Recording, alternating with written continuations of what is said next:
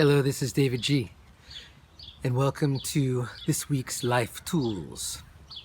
We start the year by talking about stress. How can we make sure that the trajectory of our year, that set point, that starting point, that seed, that every interaction, conversation, every moment for the next 300 plus days unfolds with greater grace, greater ease, and more consciousness, as opposed to conditioned.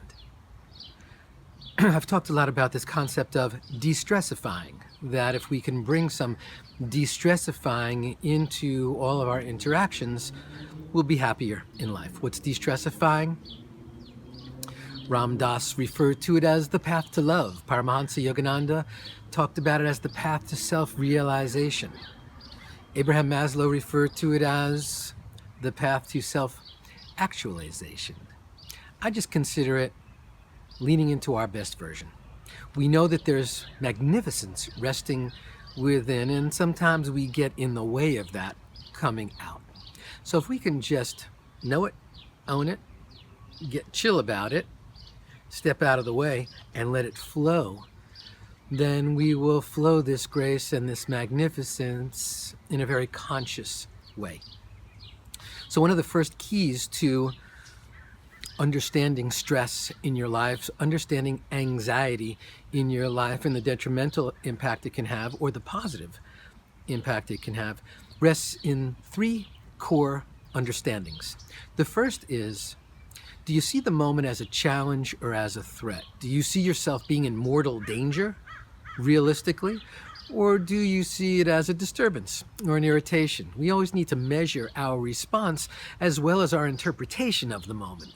So if something is truly a challenge, not a threat, then let's see it as a challenge. Science has now determined that if we see moments as challenges versus threats, we'll interpret them in a more healthy way, and our physiology doesn't get charged with hormones and chemicals like it does when there is truly a threat to our physiology.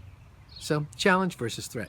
Secondly, we need to see this experience as finite, having a starting point and an ending point.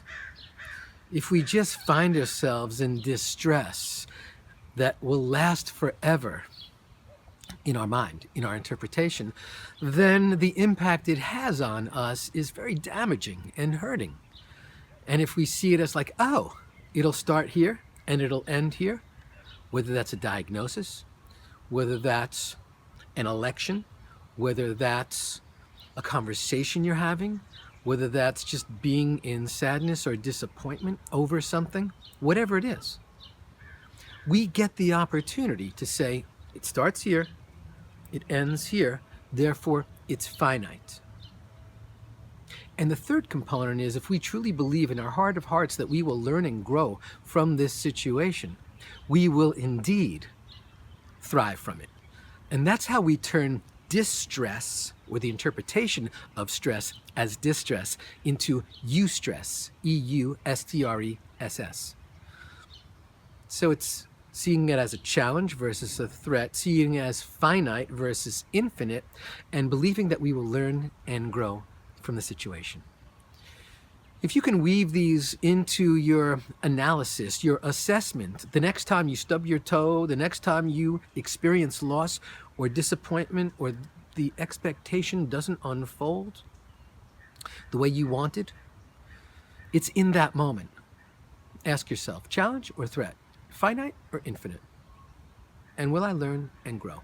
And if you believe that it's a challenge, that it's finite, and that you will learn and grow, you will indeed learn and grow. And medical science is now proving that there's greater incidences of wound healing, that our brain heals at a faster pace, that we grow and expand from those moments. What doesn't kill you will make you stronger. From the sweet spot of the universe, this is davidji, and I'll see you in the gap. Keep meditating.